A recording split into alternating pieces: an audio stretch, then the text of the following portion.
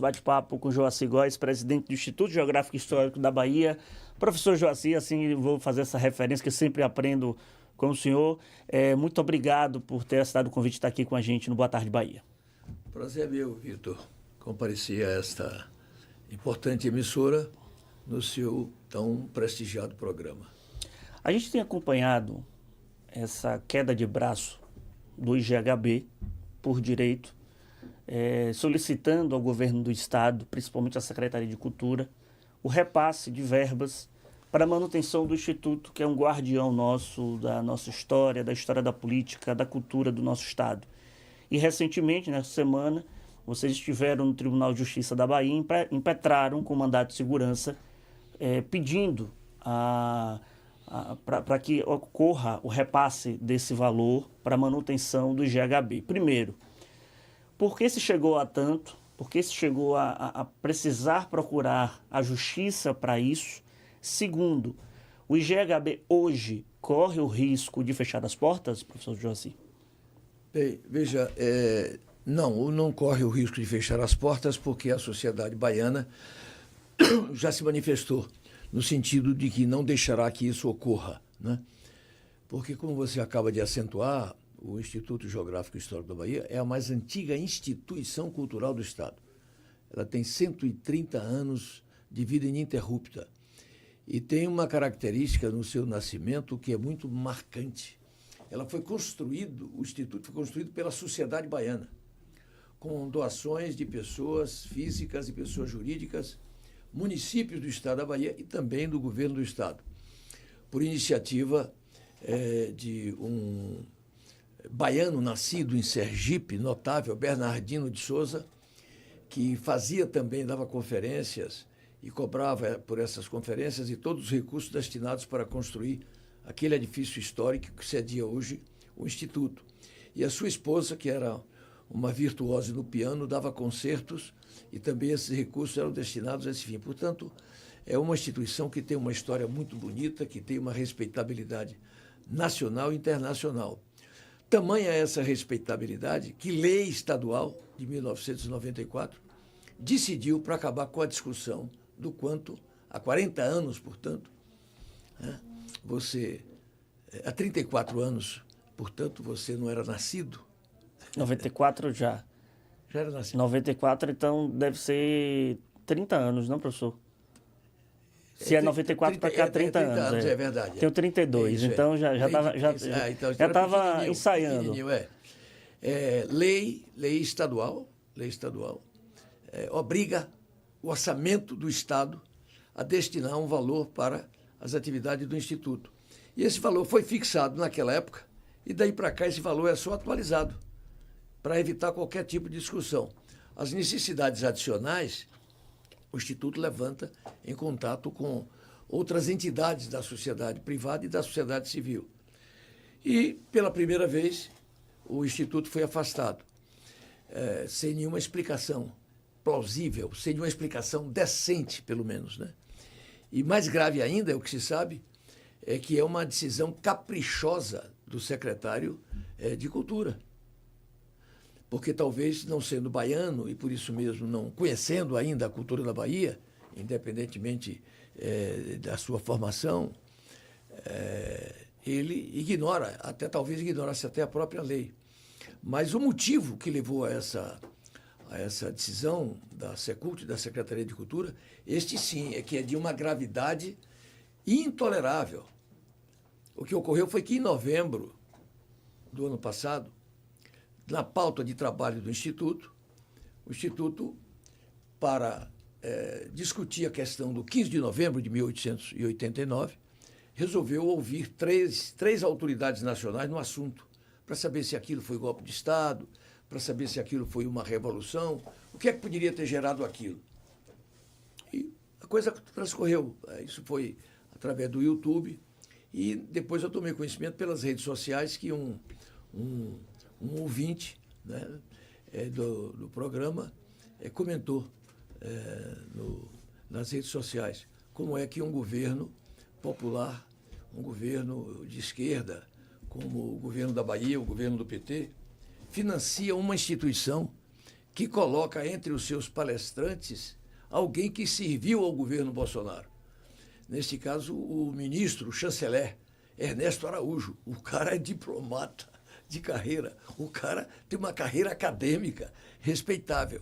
E por essa razão o secretário resolveu cortar o Instituto. À época, o Instituto produziu uma nota que distribuiu com a mídia, dizendo que a colaboração com a vida cultural do Instituto não dá direito ao colaborador de censurar o conteúdo nem as personalidades que servem ao Instituto. E você veja, independentemente do valor das pessoas que integram a Secretaria da Cultura, você pode olhar o nome dos dirigentes do Instituto, o nome dos membros do Instituto, as personalidades que são associadas ao Instituto, entre grandes intelectuais da Bahia, membros de todos os poderes da Bahia, e a unânime respeitabilidade que esse Instituto ofere. Portanto, nós entramos porque era do nosso dever entrar, sob pena de incúria, já que tínhamos em nosso favor um diploma legal, aprovado pela nossa Assembleia Legislativa, em pleno vigor, ao tempo em que escrevemos uma correspondência ao governador, do qual ainda aguardamos a decisão. Mas, no momento, o que vigora é isso, é o mandado de segurança para que a Justiça autorize o Estado, com rapidez, independentemente do julgamento final, mas provisoriamente, para evitar isso que poderia ser realmente uma perda tremenda da Bahia, porque você que conhece, já esteve lá, sabe que o nosso Instituto é depositário do que há de mais importante da memória cultural, geográfica e histórica da Bahia.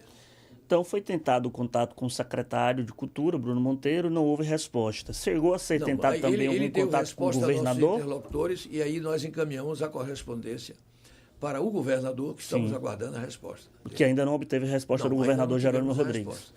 Ok. Professor Joaci, para a gente explicar para o nosso ouvinte da Rádio Band News, quem está acompanhando a gente no YouTube, quais são as atribuições hoje do IGHB, quais são as ações promovidas pelo Instituto. Mais cedo, no Jornal Band News, eu, Luiz Felipe Veloso e Léo Souza comentávamos aqui, principalmente que um dos braços de atuação do Instituto é a preservação do 2 de julho, do pavilhão do 2 de julho, em parceria com outras entidades. O Instituto é o guardião do pavilhão 2 de julho. Mas, para além disso, quais são as outras atribuições do GHB? Essa é a atribuição, digamos assim, mais popular do Instituto, razão pela qual ele é até chamado a Casa da Bahia.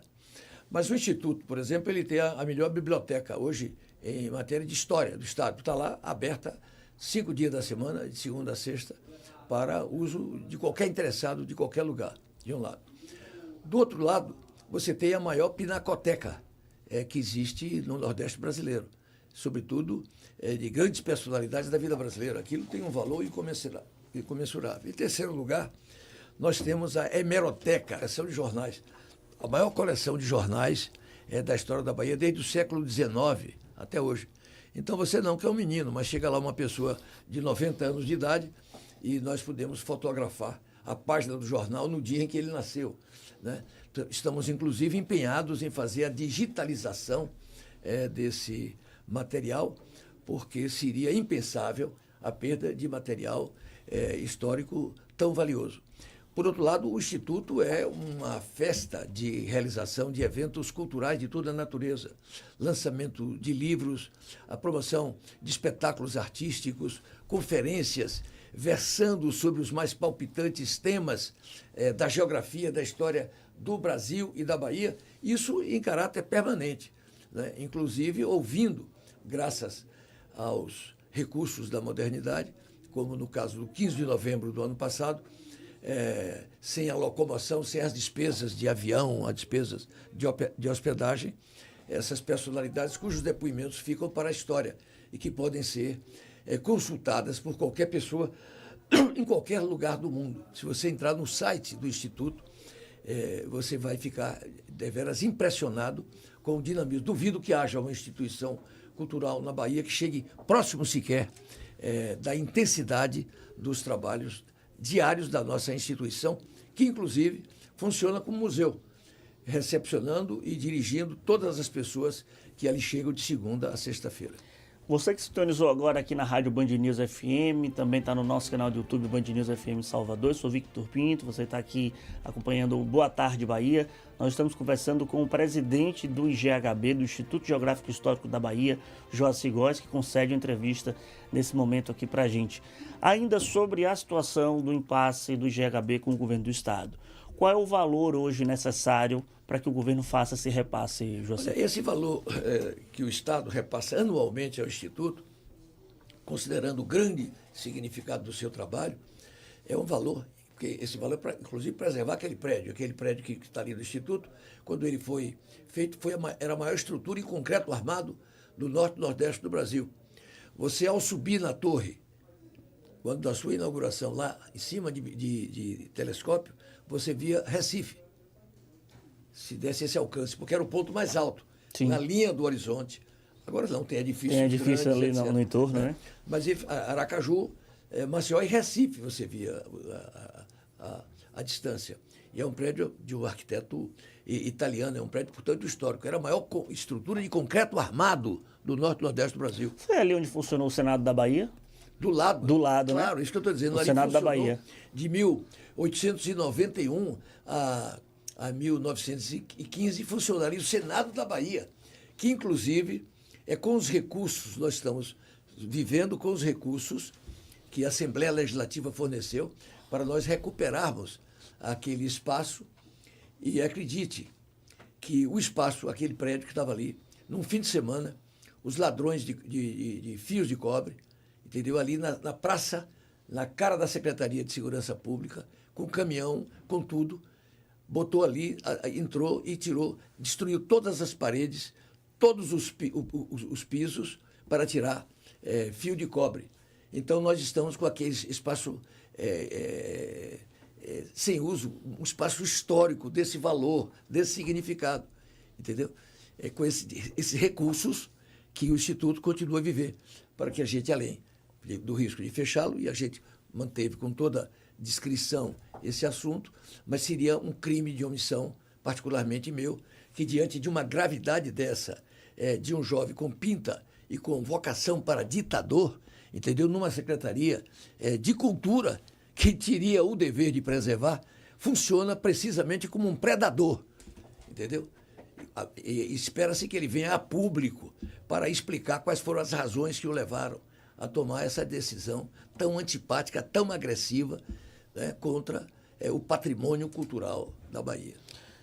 Uma vez impetrado o mandato de segurança, como o próprio professor disse, até então não há risco para o IGHB fechar as portas, mas pelo que eu já tinha acompanhado do caso recente, R$300 mil já foram desembolsados pelos associados para poder ter essa manutenção? É basicamente claro, isso? É isso. Mas a gente não quer nem colocar, porque isso sempre, as particulares sempre colaboraram com o Instituto. Não é uma coisa nova, só que agora, e eles continuam dizendo, não, o nosso Instituto não vai fechar por isso, de maneira alguma, etc. O que nós não poderíamos era deixar de fazer essa denúncia, que é de uma gravidade que eu não tenho memória na história da Bahia, de uma tentativa tão Em nenhum grosseira. momento o GHB ficou sem receber os seus recursos por parte do... Desde quando a lei está em vigor? É a primeira vez que isso acontece na sua história. Né? Nunca, absolutamente. O professor atribui a quem, então, isso? Acabei de dizer. Um capricho pessoal.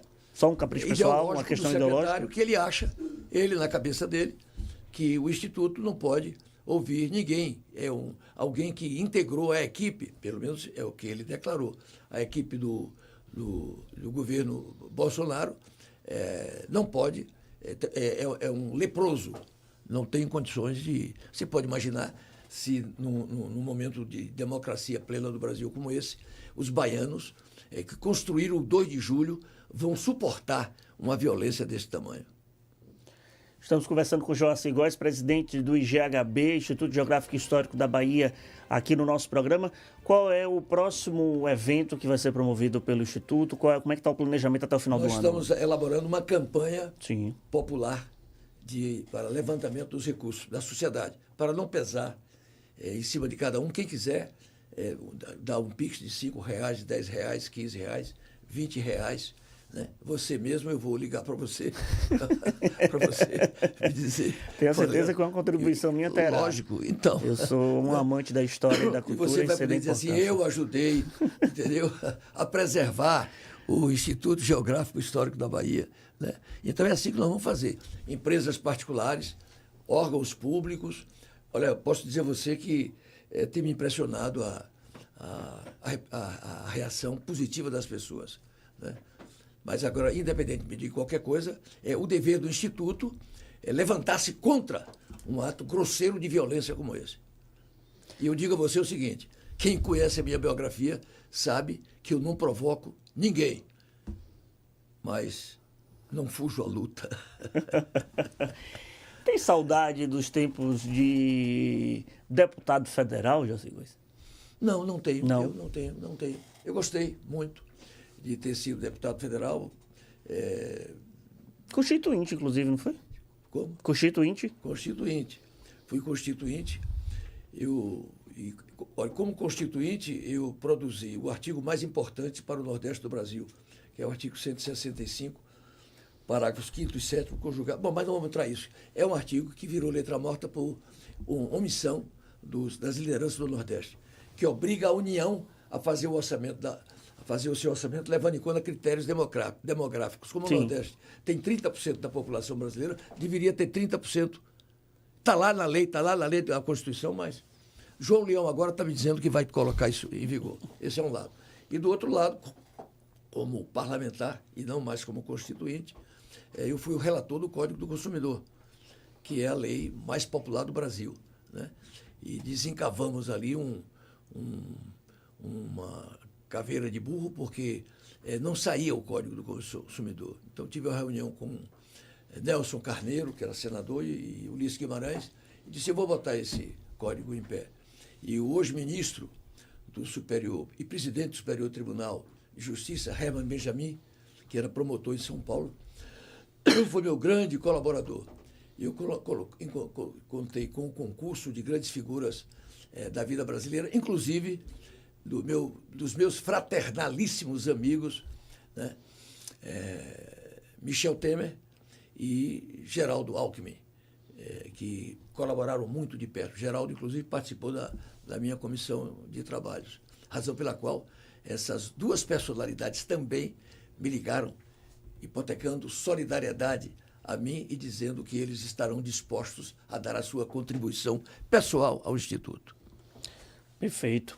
Professor Joacy, obrigado. Você sabe que a Band é uma parceira do IGHB. Sempre que tiver alguma novidade, algum assunto, o microfone sempre aberto. É verdade. E acredite que no IGHB, não apenas eu, mas todos os membros da direção, temos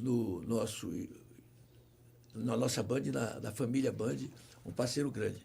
E dizer, só para arrematar, que o Instituto é tão importante que um professor, Aldo Paz, ele escreveu uma tese de doutorado, ele é doutor, para mostrar como o Instituto, do momento da sua fundação, em 1894, até 1946, quando foi fundada a Universidade Federal da Bahia, ele foi a mais importante instituição cultural de todo o Estado. E é isso que aqui nós estamos discutindo os mecanismos de sua preservação. Muito obrigado, Vitor. Conversamos com Joacy Góes no nosso Boa Tarde Bahia, aqui da Rádio Band News.